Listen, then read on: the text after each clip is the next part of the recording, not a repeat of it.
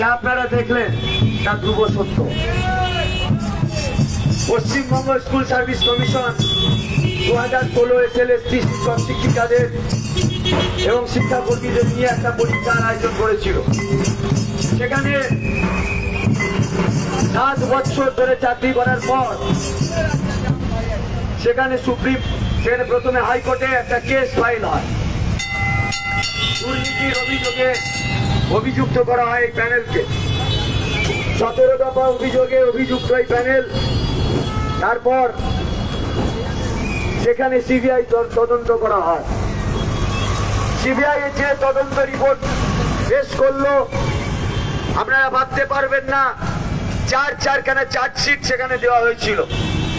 সেই চার্জশিটে দুর্নীতির যে পরিমাণ, সেই পরিমাণ নবম দশমের শিক্ষক নিয়োগের ক্ষেত্রে পরিমাণ ছিল 8.5 এবং 11-12 ক্ষেত্রে ছিল 14.47।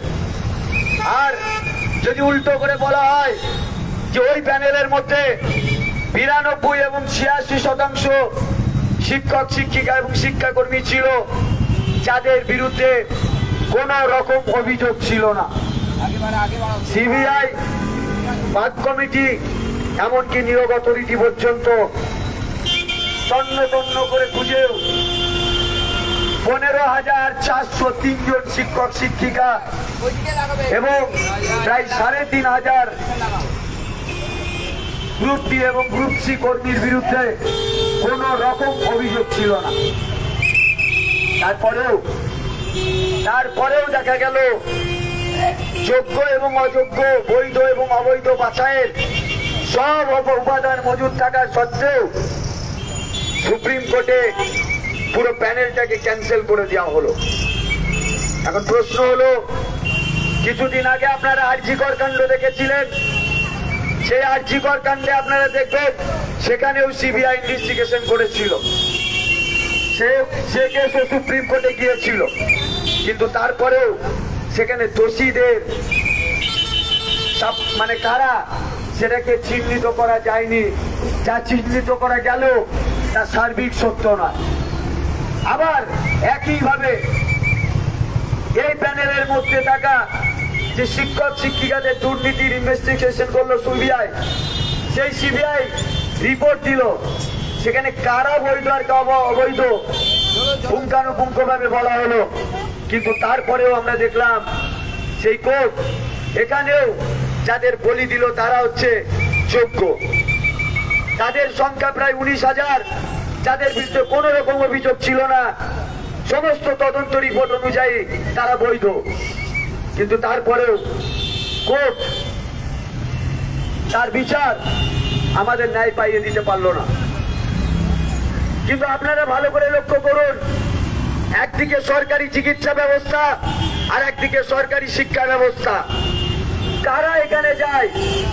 এই হাটের বাটের সাধারণ মধ্যবিত্ত এবং গরিব পরিবারের ছেলে মেয়েরা সেখানে পড়াশোনা করে, আর তারাই সেখানে চিকিৎসার জন্য ছুটে বেড়ায়।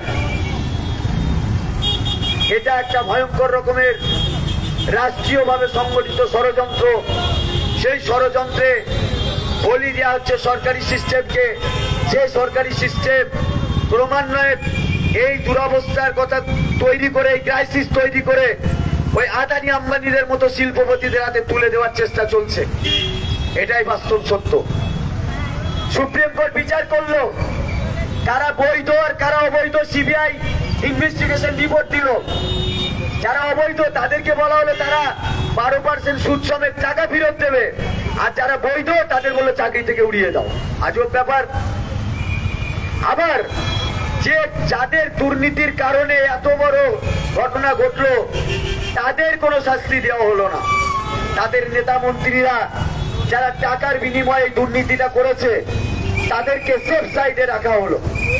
তাদের বিরুদ্ধে কোনো অভিযোগ নেওয়া হলো না, তাদেরকে কোনো শাস্তি দেওয়া হলো না। উপরন্তু তাদের উপরেই আবার পরীক্ষা নেওয়ার ফরমান দেওয়া হলো। বলুন, চোরের হাতে তেজুরির চাবিটা তুলে দিয়ে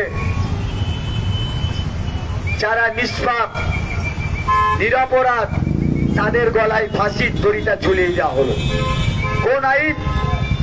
আমরা ভারতবর্ষের জনগণ আমরা সেই সংবিধানের প্রস্তাবনার সেই প্রথম অংশটা with the people of India, তারপরেও আমাদের জন্যই আইন, আমাদের জন্যই কোর্ট।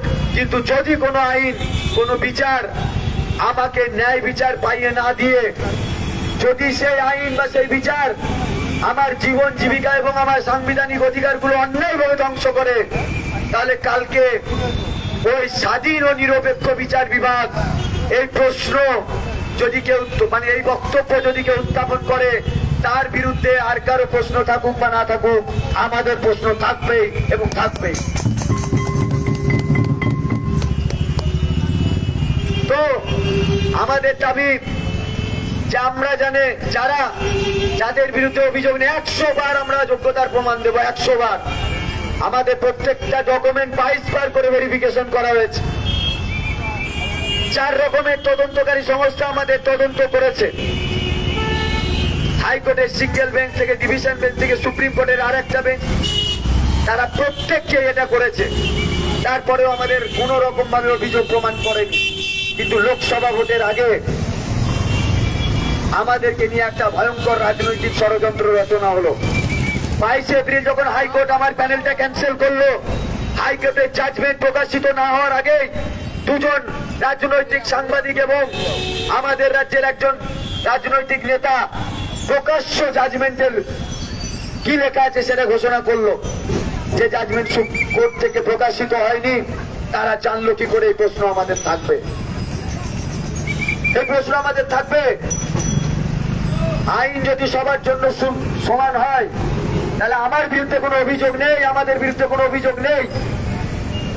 তাদের যদি বলি দেওয়া হয়, তাহলে ওই জাজ, ওই বিচারক যার বাড়ি থেকে টাকা পাওয়া গেল, তাকে শুধু ট্রান্সফার করে দেওয়া হলো, তার কেন শাস্তি হলো না? তার কেন এখনো পর্যন্ত কোন জায়গা থেকে তার বিরুদ্ধে কেন তদন্ত কমিশন গঠন হলো না?